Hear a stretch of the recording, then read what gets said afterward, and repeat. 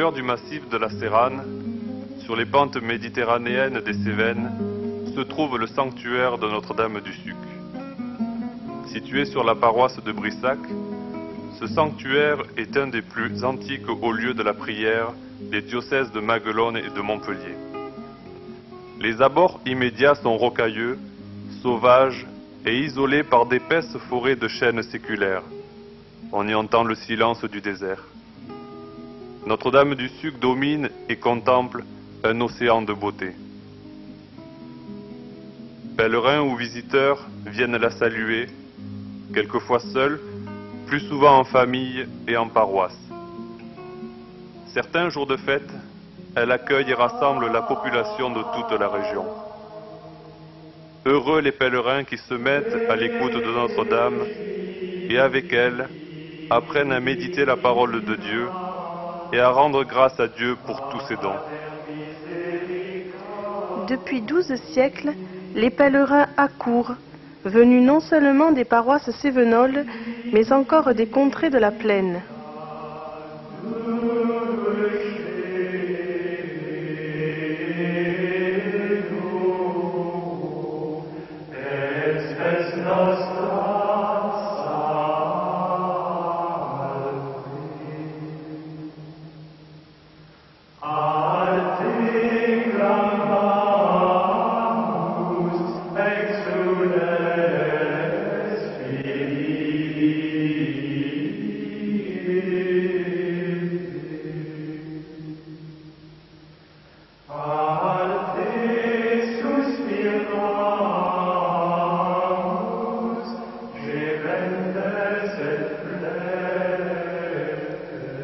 Ils viennent, soutenus par la foi, avec la certitude de trouver au Suc un havre de paix, où la parole de Dieu puisse être entendue et écoutée.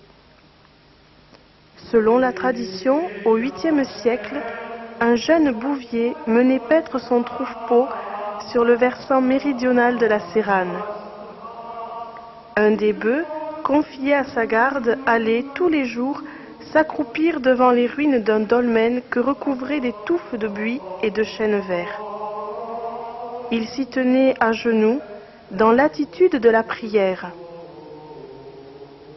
Chassé de cet endroit, l'animal ne s'en éloignait qu'à regret et y revenait aussitôt. Frappé de la singularité du fait, le bouvier s'approche et, en écartant les arbustes, aperçoit une petite statue représentant Marie, portant sur son bras l'enfant Jésus.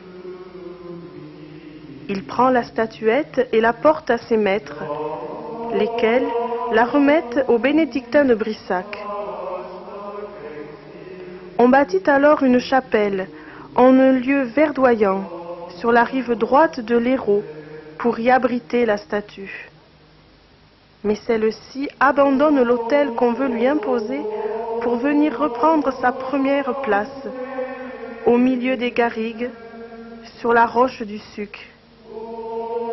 C'est alors qu'une modeste église s'éleva à l'endroit même de la découverte. La statue de Marie se dresse encore sur ce rocher, poli depuis 1200 ans par les baisers des pèlerins. On a souvent appelé ce récit une légende. Nous acceptons cette appellation dans son sens primitif, c'est-à-dire bonne à lire. La chapelle du 8e siècle fut ruinée en 1562 par les calvinistes. En 1678, l'église était restaurée. Mais en 1703, elle fut saccagée et brûlée une seconde fois par les Camisards. Elle fut rebâtie quelques années plus tard par les soins de Jean de Courdurier, qui fit également sculpter une nouvelle statue de Marie, qui devait remplacer l'ancienne disparue lors du deuxième incendie. C'est dans cette église, qui avait survécu à la tourmente de la Révolution française, que Pierre Portal vint demander à la Vierge la guérison de son fils Fernand dans une nuit de 1858. Il n'y eut pas de miracle instantané, mais la santé de l'enfant s'améliora. À 18 ans, il terminera ses études secondaires au petit séminaire de Montpellier. C'est comme prêtre de la mission lazariste qu'il sera avec Lord Halifax un des principaux artisans de l'effort de rapprochement entre anglicans et catholiques dans le premier quart du XXe siècle. Le père Portal a ouvert le chantier de l'œcuménisme.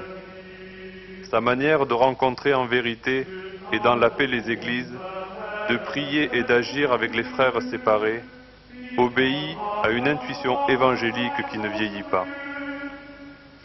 De Rome, où le Concile Vatican II s'achevait, Monseigneur Tourelle, évêque de Montpellier, écrivait au chapelain du Suc: « Je tiens à confier à Notre-Dame le mouvement œcuménique dans le diocèse de Montpellier. Dites aux pèlerins du Suc que plus sera éclairée et forte leur dévotion à l'égard de Marie, mère de l'Église, et plus sera généreux leur élan missionnaire. » En 1963, Monseigneur Tourelle avait présidé un pèlerinage entouré de 2 évêques maliens, Monseigneur Sangaré de Bamako et Monseigneur Leclerc de Ségou.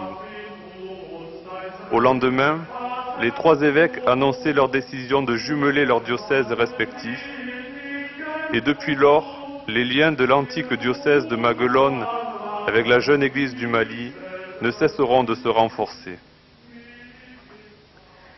Venir à Notre-Dame du Suc en pèlerin, c'est s'ouvrir à l'Esprit Saint qui conduit sur les chemins et de la mission et de l'unité des chrétiens. Quand le pèlerin vénère le rocher qui porte la statue, cela peut paraître un geste insolite. Ce geste peut être un geste de foi. La Vierge Marie a chanté le psaume « Le Seigneur est mon rocher ». C'est dire la solidité de la foi, mais aussi la fermeté, la sûreté du soutien de Dieu lui-même. On se souvient aussi que pendant la traversée du désert, au jour où le peuple mourait de soif, Moïse, sur l'ordre de Dieu, a fait jaillir du rocher une eau vivifiante. Ce rocher préfigurait le Christ, dont le côté ouvert par la lance devint source de vie. Vénérer le rocher, toucher le rocher, n'est-ce pas reconnaître celui qui dit « Je suis la voie, la vérité, la vie ». Quand le pèlerin allume une petite bougie, n'est-ce pas pour signifier que la vie est une marche vers la lumière qu'est le Christ, et que nous voudrions répondre à la parole de Jésus « Vous êtes le sel de la terre, vous êtes la lumière du monde ». Par la prière, par des gestes simples, le pèlerin vient nourrir sa foi. Il vient la retremper dans un bain de silence et se prépare à célébrer en Église le sacrement de la réconciliation et le partage de l'Eucharistie.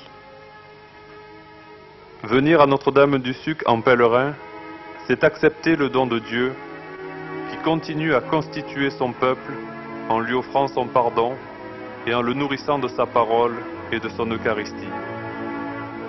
Au Suc, toutes les grandes fêtes mariales sont l'occasion de célébrer avec plus de solennité ce don de Dieu et de dire avec Marie « Je suis la servante du Seigneur, qu'il me soit fait selon ta parole ».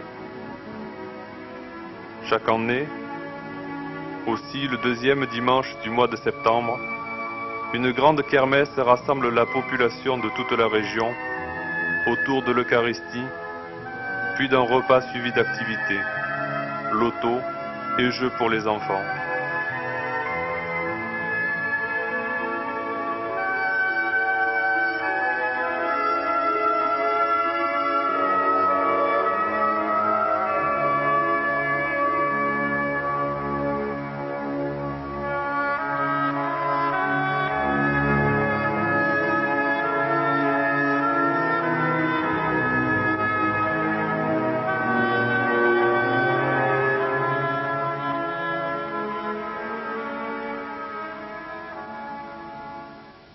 Réjouis-toi, comblé de grâce, le Seigneur est avec toi.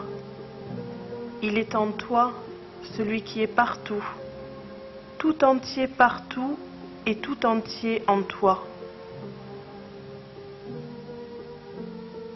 Tu es bénie entre toutes les femmes, parce que de plein gré, tu as contenu en toi celui que rien ne peut contenir, parce que tu as accueilli celui qui remplit toutes choses. Réjouis-toi, paix et joie du genre humain. Réjouis-toi, rempart des fidèles et port de ceux qui sont en péril. Réjouis-toi, refuge des accablés. Réjouis-toi, ô Mère du Christ. Accueille les supplications de ton peuple, ô Vierge, Mère de Dieu, et intercède instamment auprès de ton Fils, pour qu'il nous libère des périls et des difficultés. Ô toi notre espérance.